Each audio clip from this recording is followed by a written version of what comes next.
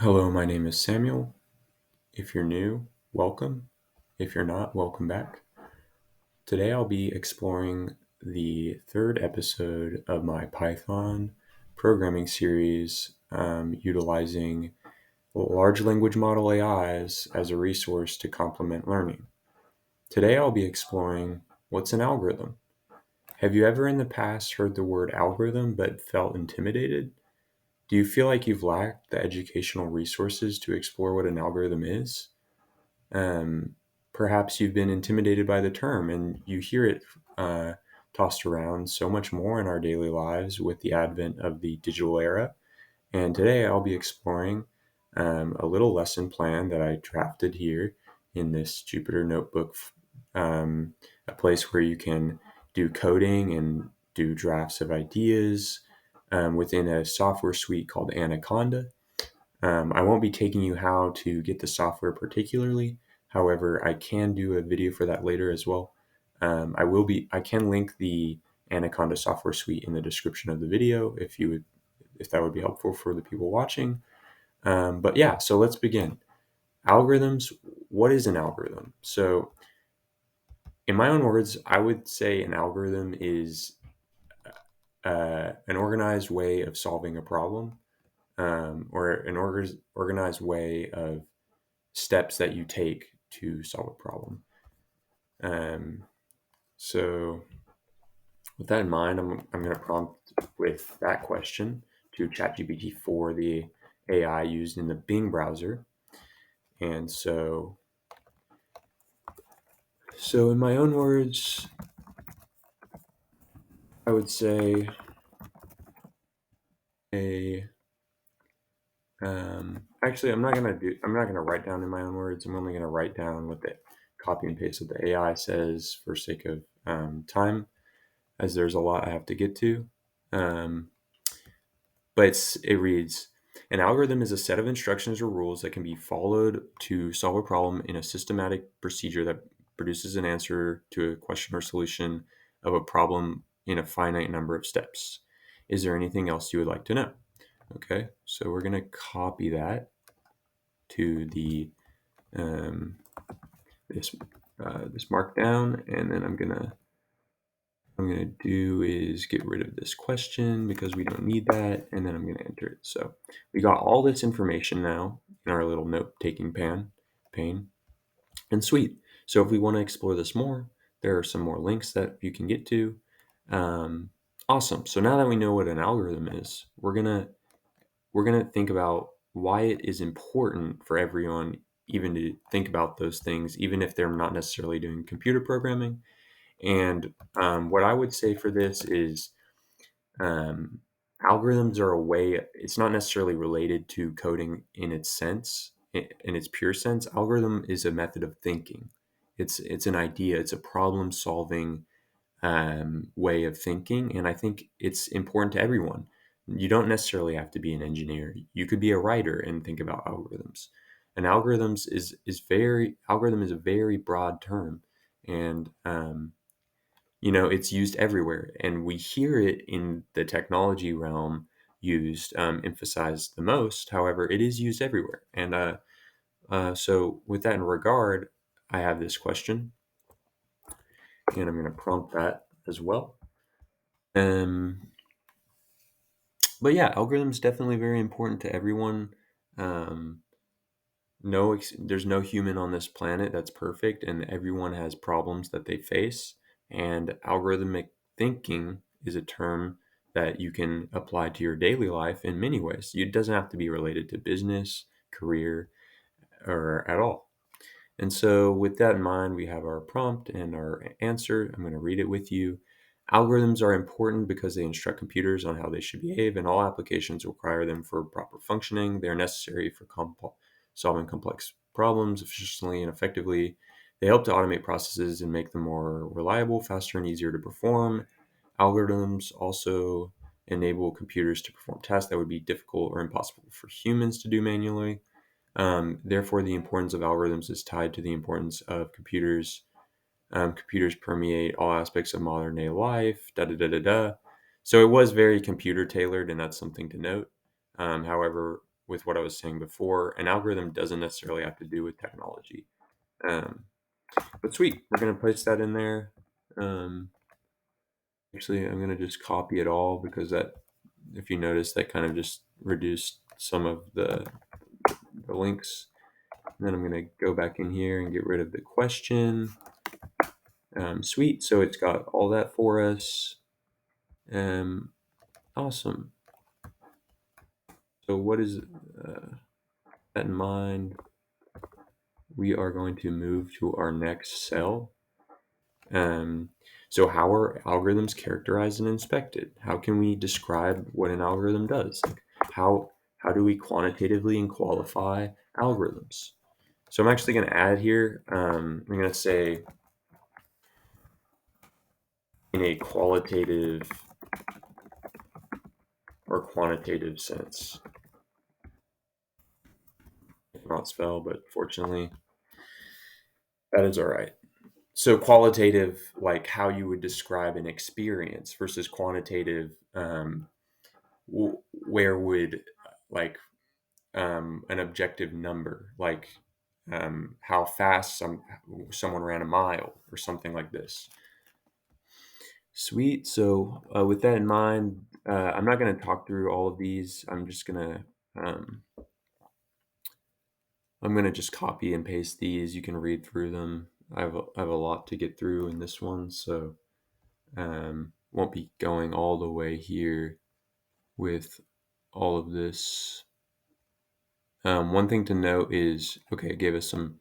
Okay, so I'll just read this with you. So an algorithm has several characteristics that can be used to inspected in a qualitative or quantitative sense. These include input, which refers to the values required by the algorithm. Another characteristic is output, which refers to outcomes produced by the algorithm. An algorithm should also be unambiguous, meaning its instructions should be clear and straightforward. It also should be finite, meaning it should have a definite end. Finally, an algorithm should be effective, meaning instructions have an impact on the overall process. Is there anything else you would like to know? Awesome. So we're going to copy that. We could explore any of those more. I will note to anyone curious in the audience, there is a huge classification process of algorithms called asymptotic complexity. Basically, how algorithms scale within programs. If you'd like to, you should definitely look more into that idea. Um, so the next question is more center facing to our lives. Like, what are some places that algorithms affect us as humans, and why are they important in that sense? And so I'm going to probe that. I can immediately tell you airports are a huge place where algorithms are used. They're currently used in dating apps. They're used in all our computers. They're used in um, schools, educational systems. They're used in your smartphone delivery apps like DoorDash and Grubhub. They're used in your Uber. I mean, as the world and technology advance, there is no company that's not using algorithms to solve problems. It's just a way of thinking, and it's um, where the world is going. Um, Interestingly used in criminal justice and recidivism. Recidivism. I don't know if I'm saying that right. And determine sentencing welfare benefits. Like yeah. So like there's a realm of study called actuarial science where they can do this risk reward thing for basically understanding how to compensate people in life insurance and stuff like that. And so awesome, we're gonna put that in there, and then awesome. So now we're gonna look at famous algorithms, y'all. What are some famous algorithms that impact our lives? Sweet. So we're gonna paste that one in there. And these cells aren't split up, but we're gonna do that here. um, I can think of a few, but I'm not gonna let I'm not gonna try to work on my own knowledge here. Um, oh, interestingly, yeah, that's a huge one I wasn't thinking of. It's PageRank. PageRank is like how Google basically does this priority system of, it's a lot of this idea of graph theory. So think of like a node, and then with a bunch of arrows going into it. It's like, okay, well, how do you characterize how do you rank or prioritize things that are getting more views on a website in terms of kind of like a ranking structure sense. So let's read through these. There are many famous algorithms that impact our lives. For example, Google's PageRank algorithm determines the order of search results and has a significant impact on the information we access. Think about Google.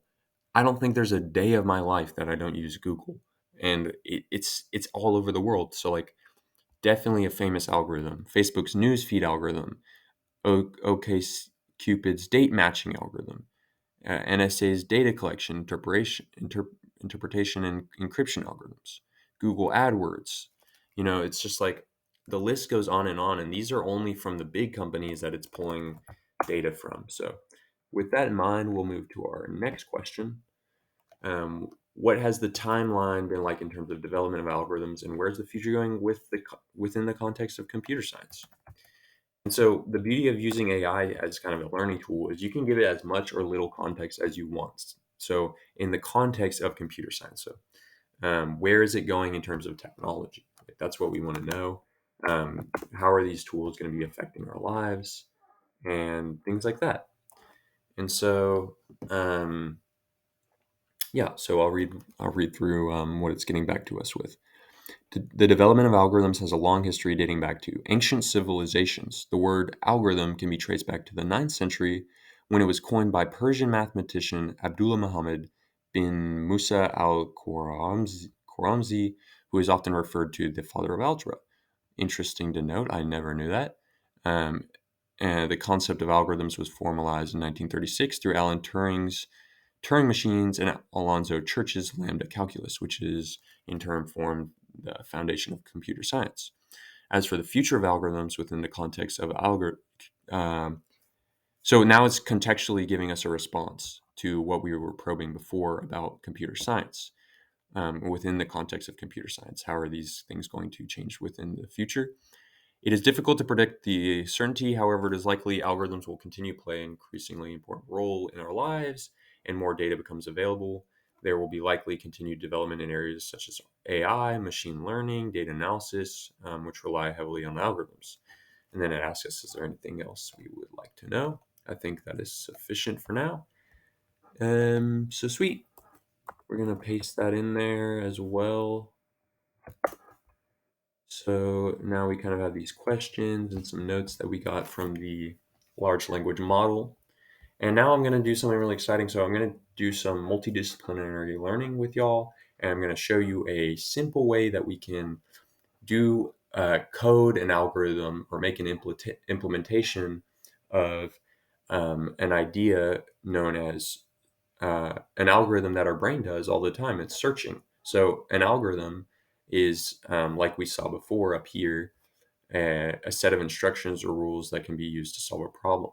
Searching is a simple algorithm that we do in our biology, we do in our daily lives to solve a problem. And what's the problem? It's that we can't find something or we want to find something.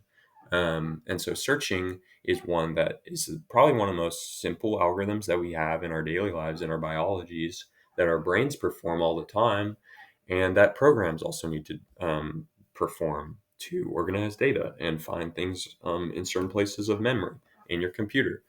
And so what I have here is a little template of how I'm going to teach you a simple algorithm in Python. If you're not familiar with Python, I'm going to dumb this down as much as possible. And if you are familiar, feel free to follow along and give me your feedback afterwards. I would highly appreciate it. So essentially, I have three concepts that you have to learn before we can do this. So in Python is a higher level programming, meaning it's further from the hardware and more. It's built on lower level technologies such as the C programming language and things that are closer to the hardware. And so, with that in mind, um, we're going to explore first variables. So variables, they characterize the data that they hold. There are some examples: numeric, text, and custom. So numeric is simply an integer. So think of the set of real numbers like 1, 2, and 3. Floats are numbers that can be rational or irrational. They have decimal points. Text-based variables can be of type strings. And so a string could be like Tim, Joe, Bob. These could be names. These could be addresses with spaces. And then there are also custom variables that you can have, such as let's say you wanted to have a variable representing an animal or something like this. You can do this through a programming paradigm called object-oriented programming, which is a bit more complex and we won't be exploring for the context of this video. But I'm just going to show you some. So these are all cells that you see in the Anaconda environment. So what is an integer? So let's say we want to assign this variable a to the integer value 1. And we do that by a equals 1. And so now we have a numeric value of 1 assigned to a. And so let's print a. And it prints 1. Let's go ahead and use the type a to see what type it is. It's an int. Okay, awesome. And now let's move on to b. b equals 1.1. Let's see the type of b. B is a float. Awesome. So it's like as I was describing before. And now let's look at C. We're assigning C the variable name to the string Tim. And now we're going to print C. And we're going to do type of C at the same time. So Tim comes out as a string, and it's a string. Sweet. One thing to be cautious of is there are reserved keywords in Python that are used for instructions that you can't use, or instructions or operations, things like sum. You can't. There's a function called sum, which I'm about to talk about, but sum cannot be a variable name because it's something called a keyword, and it's reserved for that function in Python. So if we try to do this, we're going to get an error. Or I guess we're not. I was thinking we would. Interesting. Okay, so here's an example of so def is used to define a function. It's a keyword, and so we get this error right here. I'm gonna blow this up for y'all. I don't know how well. I'll have to look back at the video to make sure y'all can see this all well. But so we have this error. So input at line 7. You can see this is at line 7. There might be a way you can turn on line numbers, and Anaconda, I haven't explored that yet. But we have a syntax error. So if we change it to maybe DE, then we wouldn't have a syntax error because we no longer have a keyword. So lists are ways that we can store multiple variables. So let's say 1, 2, 3, 4, 5, and then 1.1, and then 3. Now we want to print A, and we want to print type A, or not necessarily type. We don't have to print it. We can just say type A. So this is a list. This is how you delineate by commas. So we can separate or delineate by commas to represent the distinct values in a list. Some things to note about a list is the elements don't necessarily have to be unique. So I can have 3 elements with all have 1. So let's print B. It's going to have all of them. There are other structures that would remove that, such as a set. A set does not have unique elements. A set only has unique elements. So if it was a set, it would just have 1. But because it's a list, it has all of them. And then there are some notable operations that you can do. So you can print the length of a list. So notice B has 3 elements. So we're gonna print the length of B, and it has 3 elements. A, let's print the length of A, and then count them to validate our claim. So it says that's 7. So let's count them. 1, 2, 3. That's 4, 5, and then 2 other oddballs that aren't in the counting pattern. So that is 7. 5 plus 2 is 7. Awesome. And then there's another idea called looping, which I'll show with lists at the same time. So you can say for element in A, you want to print A. So we're going to go across the list A in a linear sense and look at the elements in A, and then we're going to print them. And notice I printed A, which actually was the list. So we saw the list 7 times because for every element we were printing the list, which was my bad. We're going to actually be printing the element, which is what we want to do. So here we can print the element.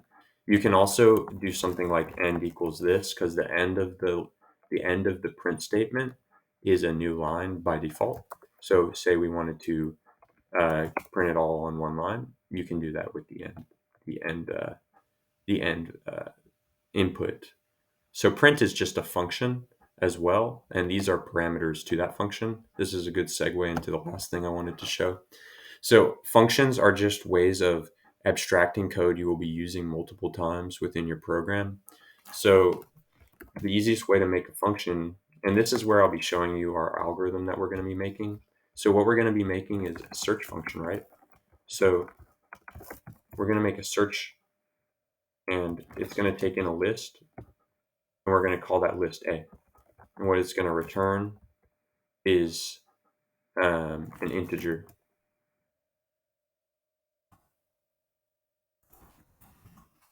And the syntax might be wrong. Okay, the syntax right. So these things are just ways that we can represent and tell the code what we're expecting, and it also helps when people are reading your code. Oh, what does your function do? So this is how you make a comment in the code, things that's not actually used as code, to tell someone that's reading your code what's going to be used. So I wanted to show you search. So search is our first algorithm. Awesome. We're making our first algorithm. This is something that is also normally called a doc string. So it's like a document string. What's really interesting is if you have a function, you can do help search. And it's going to tell you all about search, and it even tells you about the doc string. So it tells you list and I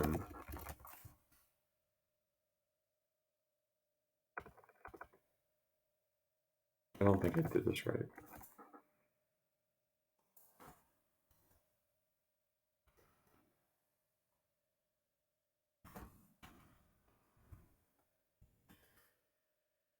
Okay, sweet. I think it might more like be like this. Okay, this seems right. My apologies for not knowing this all. I'm so brushing about some of my Python myself. You know what I'm saying? Anyway, so awesome. So say we get in the list of data, and we're also going to give it an integer to find, which is an integer. So these are parameters that we're passing into our function, just kind of like print up here. These are also parameters being passed into a function. And we want to search for to find in data. So for element in data, we're going to say if the element is equal to find, we're going to return 1. So 1 in a lot of computer science applications, well, actually we're going to return something called true, which is a Boolean value. So I didn't mention that, but there's also Boolean types, which basically mean true or false. So Boolean is just it's a binary way of thinking. So think 0 or 1. There are only 2 results. So in searching for something, what are the outcomes that to the problem that you're trying to solve? You either find what you're looking for, true, or you don't, false. So that's why we would use that type here. Otherwise, we're going to return. Okay, so what's noticeable about here is, so we're going to go through all the elements in the list in this loop. And if we find it, we're going to return true. But then if we come to this point outside the function, we're going to return false because we never found what we were looking for. Like if you never find what you are looking for, you did not find it. So you're going to return that like false to the claim that you found it. So let's go ahead and test this function now. So to do that, we're gonna make some data, right? So we're gonna say a equals 1.1, 3.2, and 4. And then we're going to make b, where we're gonna say want to find is equal to 3.2. Now we're gonna say we're gonna print the result of calling this function with want to find and a.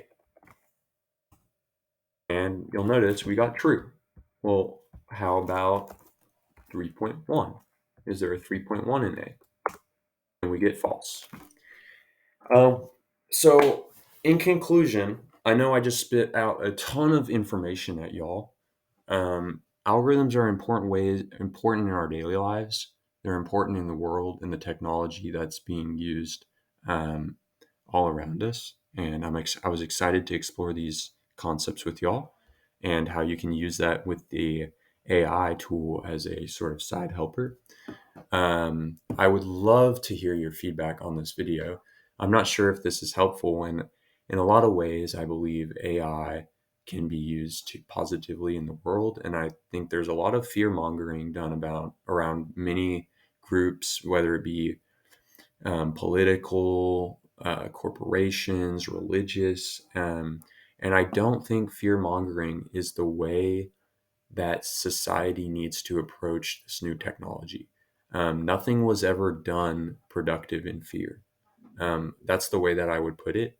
So, with that in mind, I'd love to hear your thoughts on that. I'd love to hear your thoughts on these videos in general.